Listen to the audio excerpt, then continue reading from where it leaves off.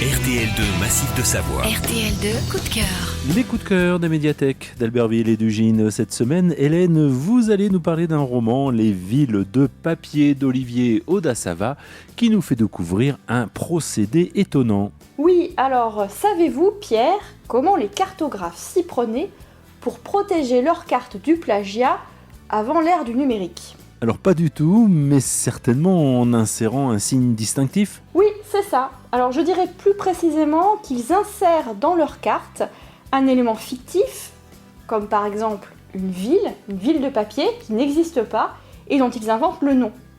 Comme ça, s'il y a un concurrent qui publie une carte qui comporte cette fameuse ville, eh bien il devient évident qu'il a commis un plagiat et il peut donc être confondu en justice. Procédé certes astucieux, mais c'est un petit peu dangereux, non, de mélanger le réel et la fiction? Bien sûr, et ce n'est pas sans conséquence. Et c'est justement l'histoire d'une de ces villes de papier que nous raconte le roman d'Olivier Audasava. Et justement, Hélène, dans ce roman, l'auteur joue de la frontière entre réalité et fiction. Oui, alors il s'inspire d'un fait réel, mais il va fictionnaliser certains éléments.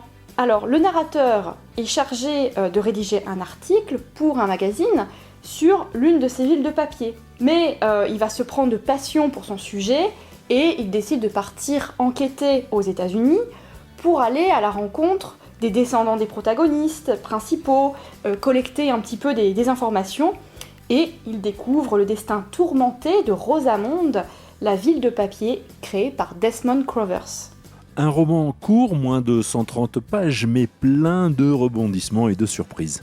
Oui, alors le lieu est devenu le théâtre d'un drame et a suscité l'intérêt de Walt Disney, Alfred Hitchcock et Stephen King, excusez du peu. Ce procédé de création de villes de papier s'inscrit bien évidemment dans une époque. On a vraiment plaisir à se replonger dans cette époque, les années 30 aux États-Unis.